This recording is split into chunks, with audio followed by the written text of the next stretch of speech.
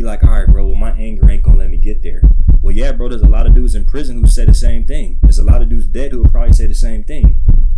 You don't know what I'm doing. You don't know what God is doing in your life. So instead of being angry about it, why don't you sit here and say, damn, I'm blessed, bro.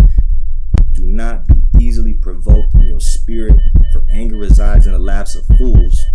Where do fools go? To the graveyard and the prison. And you ain't been there yet, but you on the way if you keep living angry.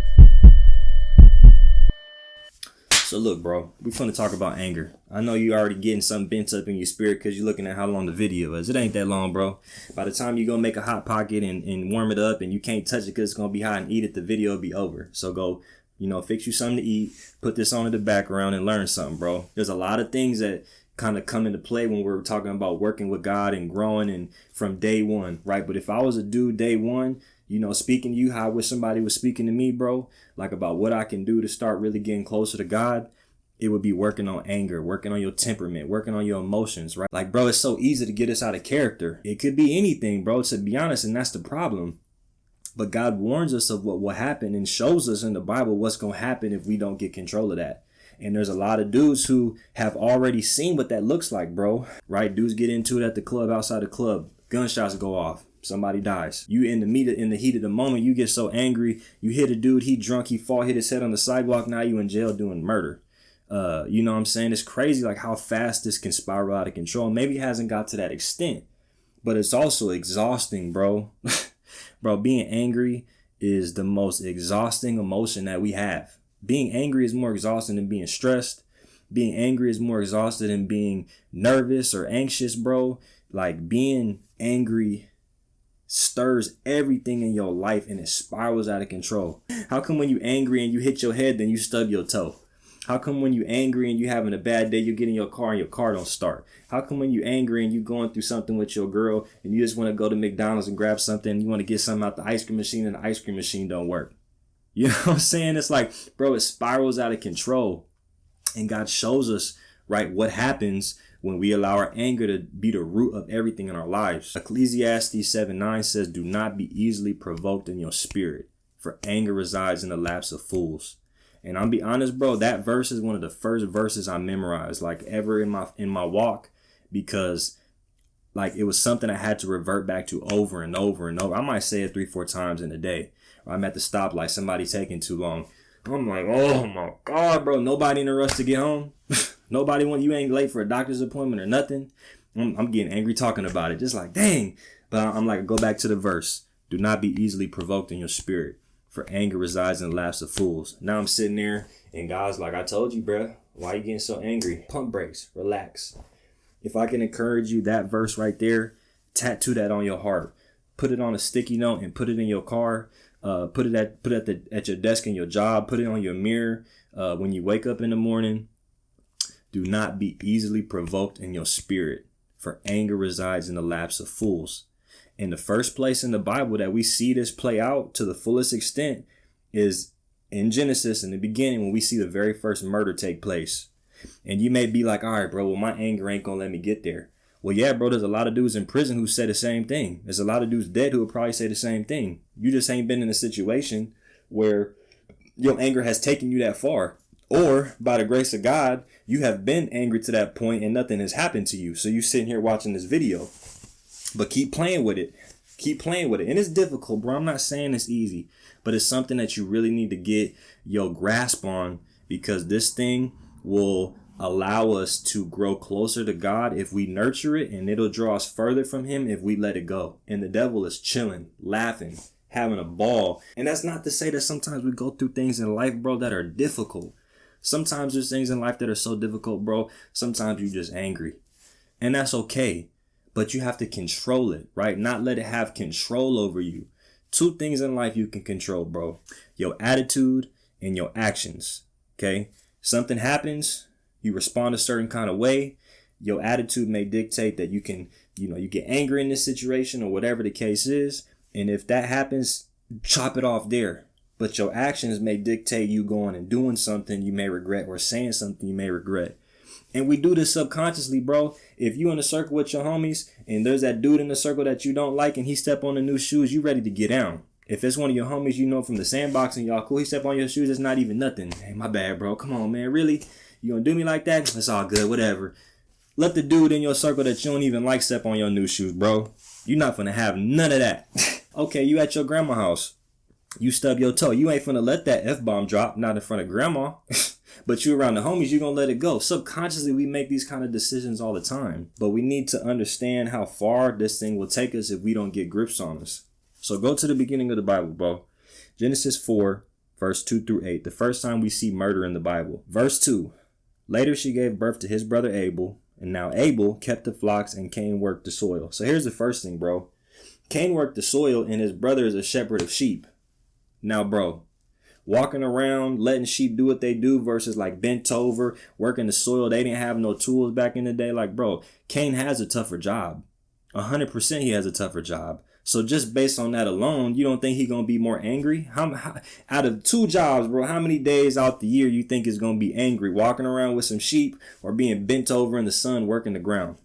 Okay, so let's just give him some credit there. And that may apply to your life, man. Sometimes we dealt with things in our life that's difficult. Sometimes the anger is justified. But we have to cut it off before it gets too far.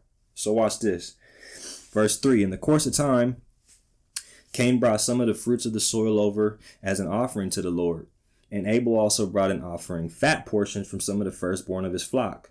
The Lord looked with favor on Abel and his offering, but on Cain and his offering he did not look with favor. So Cain was very angry and his face was downcast. Okay, so look, one thing the Bible doesn't do is tell us what was necessarily wrong with Cain's offering. And so basically what we're assuming is that for whatever reason, Cain is presenting this offering and he is feeling some type of way about what he had to do to get it, or he's feeling some type of way about what his brother is doing, right? I'm over here sweating, busting my butt. He up there in the shade with the sheep, you know what I'm saying? Like I said, we understand Cain's situation. We can relate to that, bro. A lot of people have been through tough things in their life. We can relate to that. Here's what God says. The Lord said to Cain, why are you angry?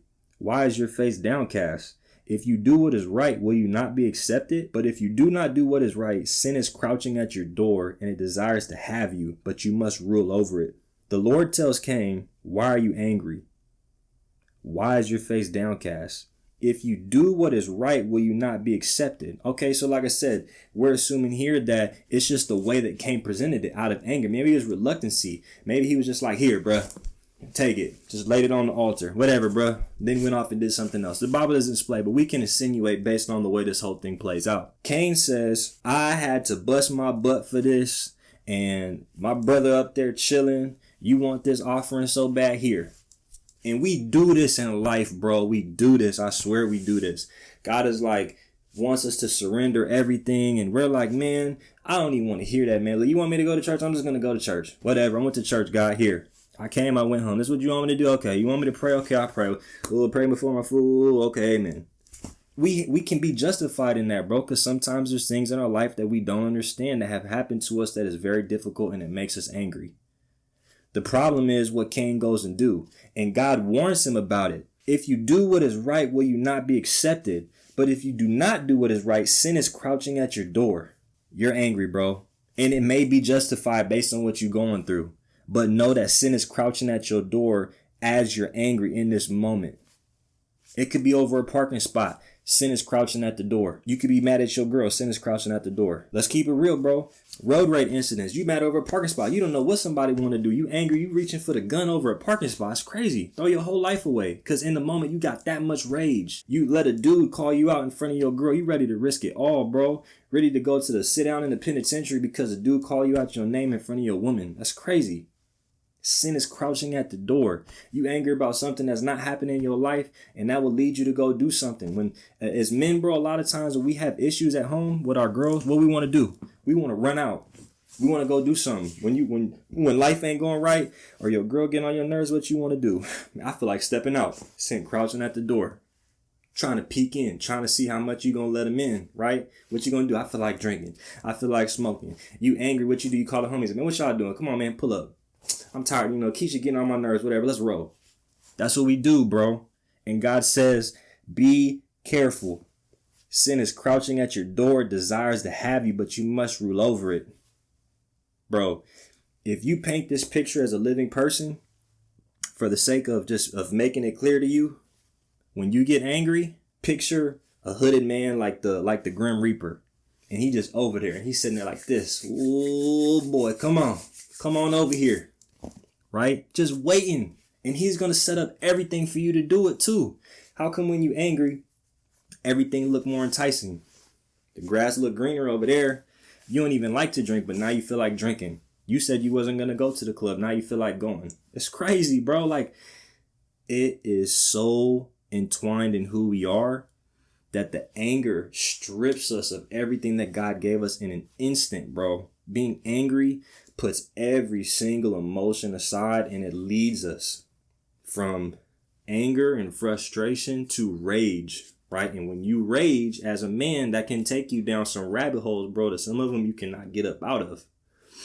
And we know this. So God warns him, if you do what is right, will you not be accepted? Which he's telling him, bro, maybe you just have to bring this offering with a better attitude.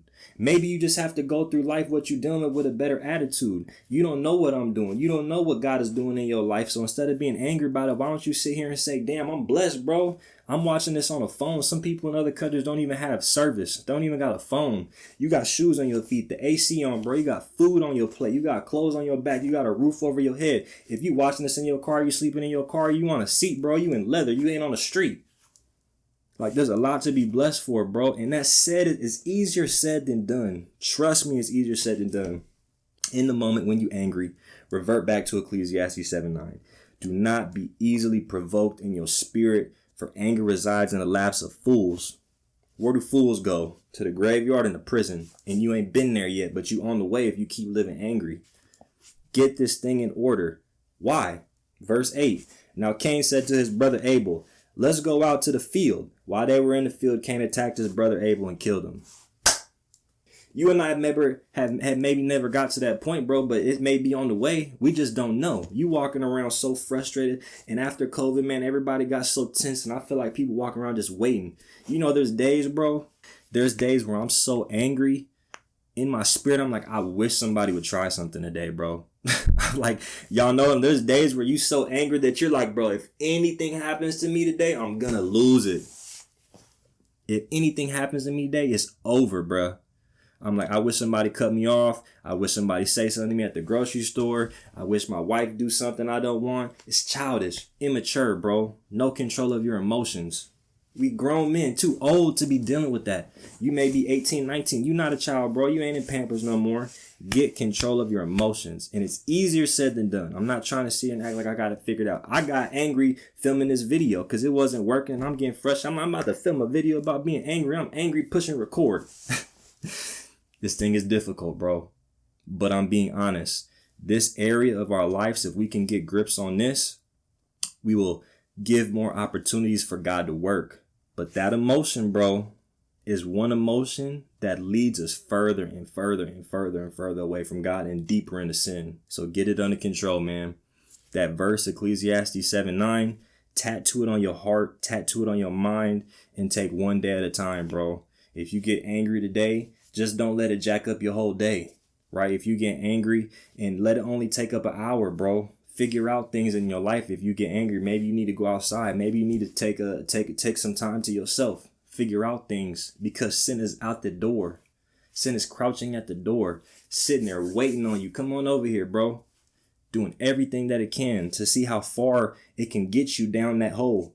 And some of them holes you cannot get back from. You know, so just be mindful, man. Just be mindful and pray about it and lean into it, bro. But I hope this helps, man. Go tell your mama you learned something, and I'll see you on the next one. Peace.